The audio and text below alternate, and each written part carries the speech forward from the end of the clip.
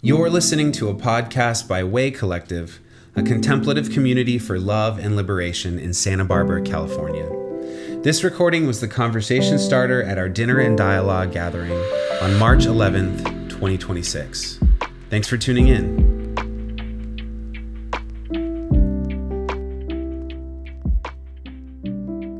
So over Lent this year, we're exploring this relationship between giving up and waking up to presence. The ancient wisdom behind Lent is actually pretty simple. When we begin to let go of certain things like habits or attachments or ways of holding ourselves in the world, we sometimes discover that what opens up on the other side is presence. Presence to ourselves, presence to one another, presence to the real world, and perhaps most importantly, presence to that sacred depth that's been holding us all along.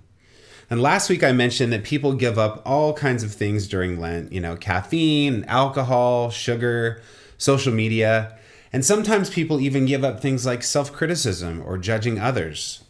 But tonight I want to zoom out a bit and frame this practice a little more broadly, because behind all this giving up is something deeper happening. At its core, the posture of letting go is actually about loosening the grip of the ego. Every time we posture ourselves to release something, even something small, we create just a little bit of distance between ourselves and the structures of identity that normally run our lives.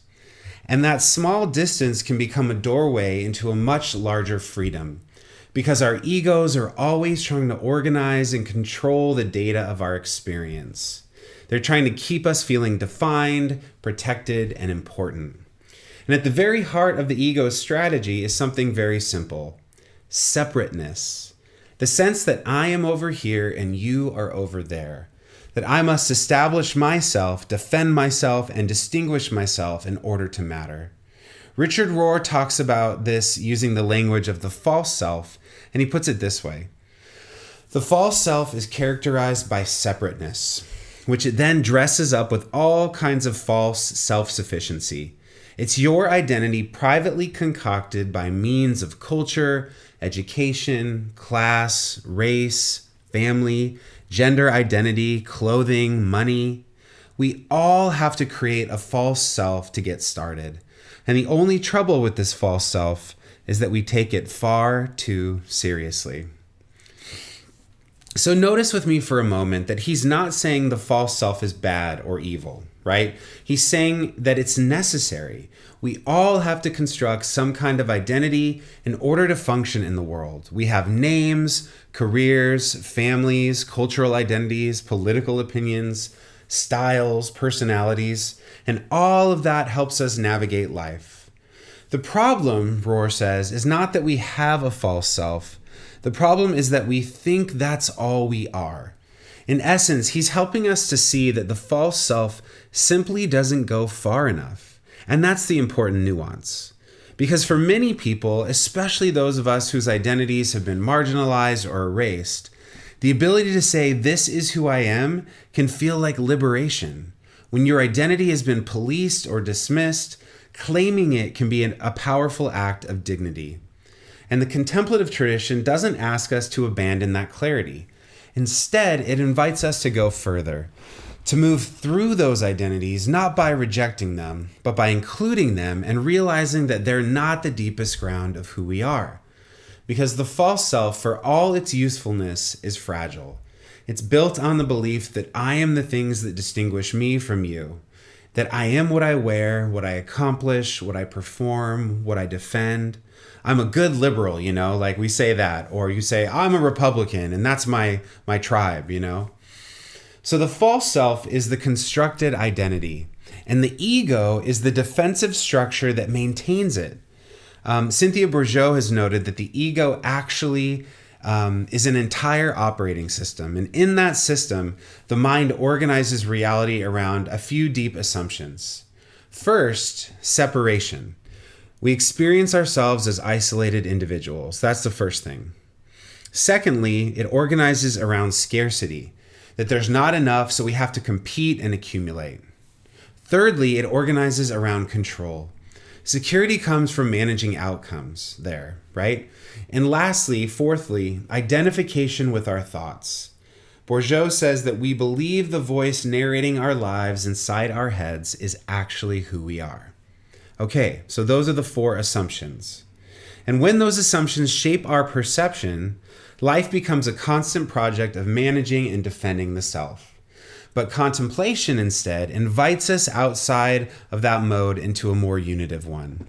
And in that mode of awareness, identity becomes relational, and reality feels interconnected, and love becomes the organizing principle of life, not control. So the egoic system isn't bad, it's just simply the default setting of ordinary consciousness. And Lent, in its own humble way, is actually an invitation to begin loosening up that system, which brings us back to this practice of giving something up. When we voluntarily release something, even something small, we can begin to notice how tightly our identity can attach itself to things. We discover just how quickly the ego says, I need this, or this is part of who I am and I can't live without it. And when we let go of it, though, something interesting happens. We begin to connect with something larger than our small identities, something more spacious and more alive, because when we loosen our grip on the smaller markers of identity, we begin to discover that we're actually held within a much larger whole, a web of life where there's nothing we need to defend or prove. So for example, tonight I'm wearing a jacket that I affectionately call my emo Letterman jacket. It's basically just this jean jacket covered in patches and pins from bands and random pop culture things I like. And if I'm honest, I know it's, a little bit of an Enneagram 4 move. It's like saying, look at all the cool and obscure things that I'm into, right? Look how interesting and different I am. In fact, I've brought a history of the jacket for slides to show you tonight. So this first picture is a picture of me and my friend John on a walk. But you can see if you look closely here on my jean jacket, it's almost covered by pins, like from top to bottom, right? I was in my pin era. I wanted everyone to see all the different little minuscule things that I like and that I was into, right? And then here's another picture. This is me and my favorite youth pastor, Daly, at the Halloway party with Damon, or I would call DRG Bunny here. So here's the 3 of us. And in this one, I've added my patches. I kind of have coordinated it and curated it a little bit more. So I got patches on both arms, all the way down the back. I've got pins all around the patches on the front, right? So I've got it, heavily curated. And lastly, here's the last picture. This is me and my 2 boys who I also got jean jackets and they got pins, right? So my ego really just spreading its wings, making sure my sons look and dress just like me, right? No, I'm just kidding. But seriously, they got all the pins that I didn't want because I had extras. So, but here we are, just the 3 of us and my ego showing it off, right? Itself off. So, but the funny thing is, I think this jacket, right, for me, which I now have kind of like gone a little bit more minimalist with, right? I took some of these patches off. I took a lot of pins off. There's barely anything left, but a little remnant of my interest, right? But it's a perfect metaphor for the ego because in some sense, aren't we all playing dress up, right? We wear identities in the same way we wear jackets that represent our identities. We put them on, we show the world who we think we are. But the contemplative question is, if I take the jacket off, which I'm going to do right now, right? Who am I then? Without all my bells and whistles, am I still able to find joy and freedom, expansive presence? Because the ego doesn't love that question, right? The ego thrives on attachment to those identities. And it especially resists awe. Awe is dangerous to the ego because awe dissolves the illusion that we are the center of the universe.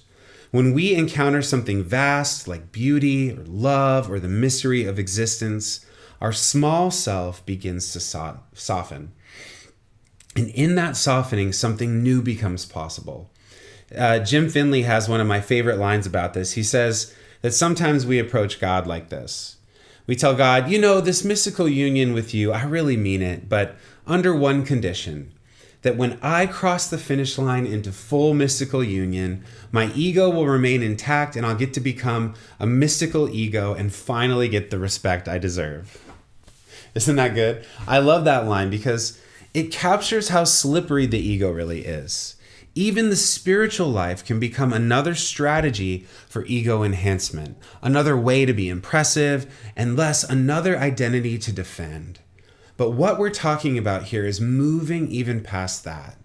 Because when you meet people who have truly walked the contemplative path, they don't feel like that at all. They often carry a kind of quiet joy, a lightness or an ease, a freedom from needing to prove anything. They feel spacious, I think many of us know people like that or are people like that. And for me, one of those people is Father Larry, who I know many of you know. He's a Franciscan brother here at the mission in Santa Barbara. Some of you know him, and he came to the Diana Butler Bass event. He was the only one in a St. Francis costume who was there. But he's the kind of person who just radiates this kind of simple, grounded joy. And if you told him that, he'd probably laugh and deflect it immediately. Because the irony is that people who embody that freedom are usually far too humble to claim it. But when you're around them, you sense something. It's like they're in on some kind of cosmic joke, a kind of joy that isn't dependent on status or recognition. And so the beautiful thing is this. There's actually no secret to finding that. The path is remarkably simple. And it's this slow practice of letting go, of disidentifying, of letting go of the need to be right, letting go of the need to be impressive, letting go of the need to constantly define ourselves against one another. And every time we release something like that, even in the smallest way, we begin to wake up, which is why the contemplative traditions across the world often sound so similar at this point. Even in classical Buddhism, the Buddha taught the doctrine of the no self, the insight that what we call the self is not a permanent thing at all. It's a constantly changing process made of body, sensations, perceptions, mental formations or thoughts, and consciousness. And suffering arises when we cling to the illusion that there is some fixed, independent self at the center of it all. But liberation comes when that illusion softens. So Christian contemplatives like Richard Rohr and Thomas Merton arrive at a very similar insight, but they describe what happens next in slightly different language. Rohr says that when the false self begins to loosen, we don't disappear. Instead, we awaken into a truer, bigger self. The self that's already rooted in God, the self that is fundamentally connected to everything and everyone. Both paths, though, invite the dissolving of the small, defended self into a much larger field of belonging. Which brings us back to this Lenten theme, giving up and waking up. I'm hoping that we can begin to see that the practice of giving something up is not about punishing ourselves. It's about gently loosening the grip of the ego so that something deeper can emerge. Because every time we let go of something, even something small, we create a little more room for true presence, a little more room for compassion, and a little more spaciousness for awe. And slowly, almost imperceptibly, we can begin to wake up to the truth that we were never really separate to begin with, that we're held within a vast field of love, and that our deepest identity isn't something that we must construct or defend, it's something we're already participating in. And the beautiful invitation of Lent is simply this, to practice letting go a little at a time, so that the deeper life within us can finally breathe and we can get to being more present and more grounded in an anxious and frenetic world. Okay, I've got 3 contemplative questions for conversation tonight. The first question, as always, is the self question. Where do you notice your ego most trying to define or defend who you are? Through achievements, opinions, identities, or habits? And is there one small thing you might practice loosening your grip on during this Lenten season?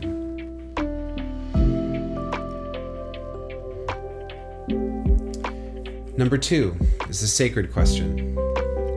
Have you ever experienced a moment through silence, awe, beauty, or love when your sense of a separate self softened and you felt more deeply connected to something larger?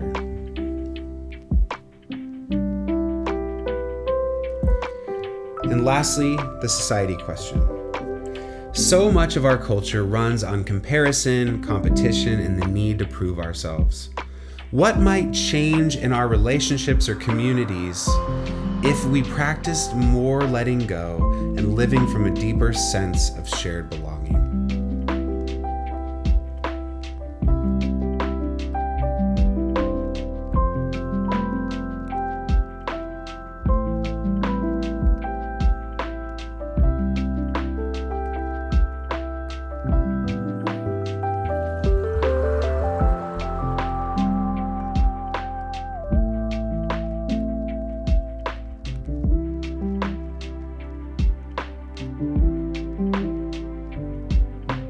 Thanks for listening to this podcast by Way Collective. To keep up with our community, you can subscribe to this podcast, go to www.waycollective.org, or follow us on Instagram at @waycollective. Peace and every good, y'all.